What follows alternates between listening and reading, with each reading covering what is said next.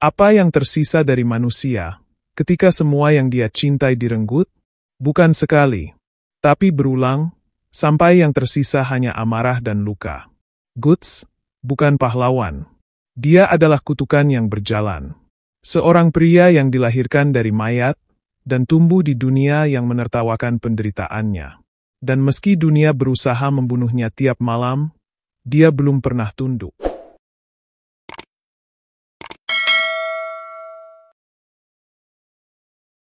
Dari awal kehidupannya, dunia tidak pernah menunjukkan belas kasihan pada Guts.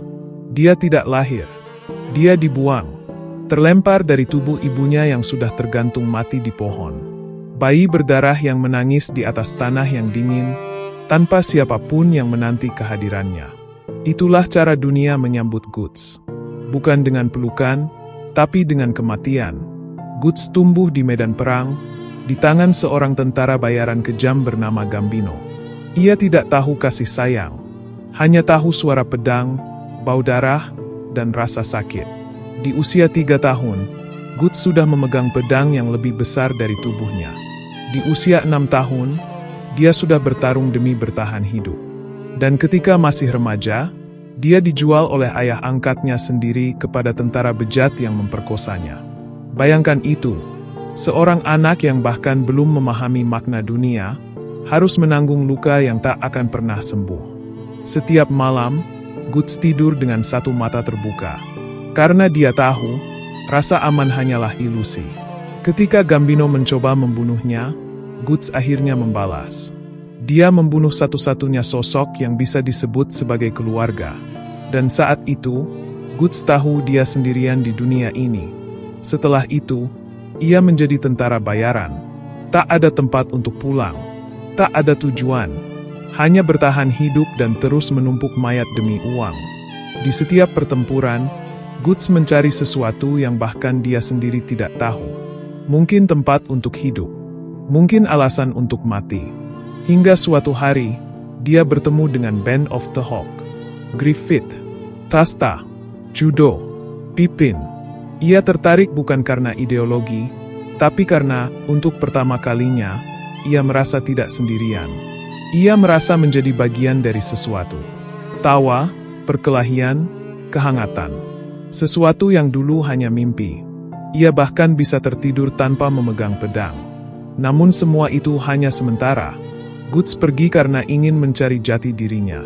Tapi ketika kembali, dia menemukan mimpi itu berubah menjadi mimpi buruk. Griffith, pria yang ia hormati, menghancurkan segalanya. Karena ambisinya, karena kelemahannya, Eclipse pun terjadi. Ritual berdarah yang menjadikan Griffith sebagai Femto. Band of the Hawk dijadikan tumbal. Semua teman Guts disiksa dan dibantai. Dan Guts harus menyaksikan semuanya. Ia kehilangan lengan, kehilangan satu matanya.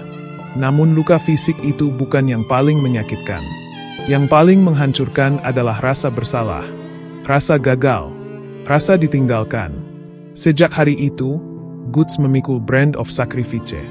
Sebuah kutukan yang memanggil makhluk kegelapan setiap malam. Ia tidak bisa tidur, tidak bisa tenang. Bahkan ketika sejenak duduk dalam keheningan, jeritan dari dimensi lain datang menjemputnya. Pernahkah kamu merasa seperti itu? Dihantui oleh sesuatu yang tak bisa kamu lawan. Bahkan dalam tidur, bahkan dalam mimpi. Namun Guts tidak menyerah. Ia membuat Cannon Arm. Ia mengangkat Dragon Slayer. Pedang raksasa yang bahkan tidak layak disebut pedang. Lebih tepat disebut pecahan besi besar. Namun di tangan Guts, itu menjadi alat untuk membunuh iblis. Ia melawan 100 orang sendirian. Dan menang. Tapi tidak tanpa harga. Tubuhnya terus terkoyak. Tulangnya remuk. Darahnya mengalir, tapi dia tetap berdiri. Ia bertarung melawan Zod. Melawan makhluk dari dunia lain.